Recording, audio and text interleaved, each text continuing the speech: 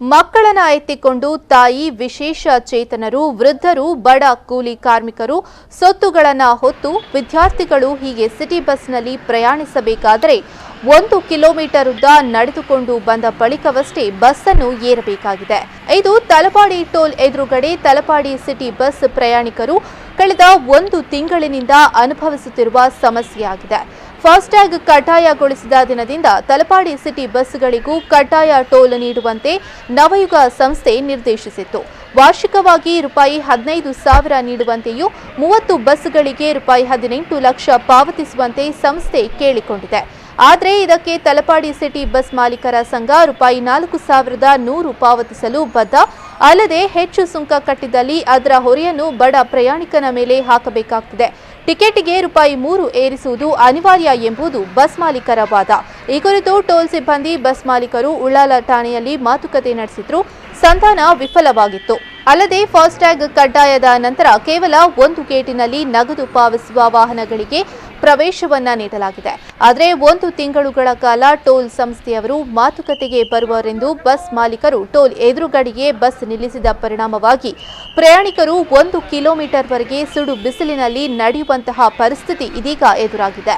ಇದನ್ನು ಖಂಡಿಸಿ ಸ್ಥಳೀಯ ನಾಗರಿಕರು ಬಸ್ ಮಾಲೀಕರ ಜೊತೆಗೆ ತಲಪಾಡಿ ಟೋಲ್ ಎದುರುಗಡೆ ಭಾನುವಾರ ಜಮಾಯಿಸಿ ಸಮಸ್ಯೆಗೆ ಪರಿಹಾರ ನೀಡುವಂತೆ ಟೋಲ್ ಸಿಬ್ಬಂದಿಯನ್ನ ಒತ್ತಾಯಿಸಿದ್ರು.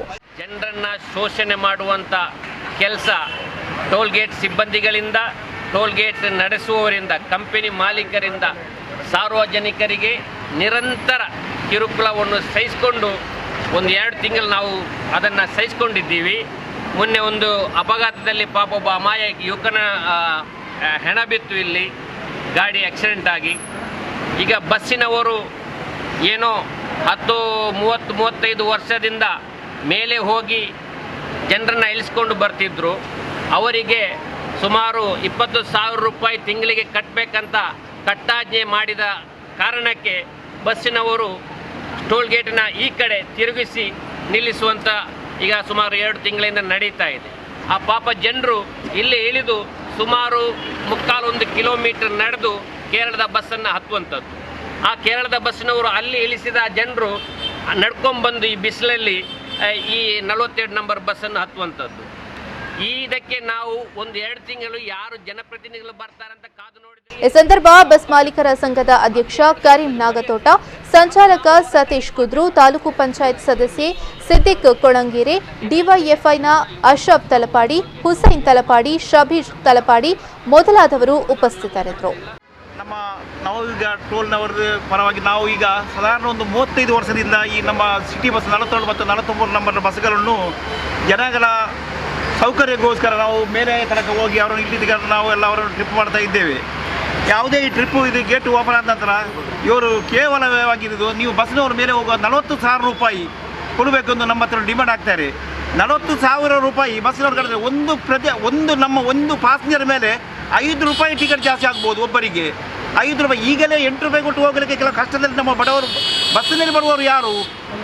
ಬಡವರು ಯಾರು ಕೂಲಿ ಕೆಲಸ ಮಾಡುವಂಥ ಇಂಥ ಸಾರೆ ಸ್ಟೂಡೆಂಟ್ ಅವರು ಇಂಥ ಇವರಿಗೆ ಒಂದು ಟಿಕೆಟ್ ಮೇಲೆ ₹5 ಜಾಸ್ತಿ ಕೊಡಬೇಕಾದ್ರೆ ಇದು ಆಗುವ ವಿಷಯನಾ? ಪ್ರೀತಿಯ ನಮ್ಮ ನವಯೋಗಿಗಳು ನಿಮ್ಮ ಹತ್ರ ನಾವು ಬೇಡುವುದಲ್ಲ.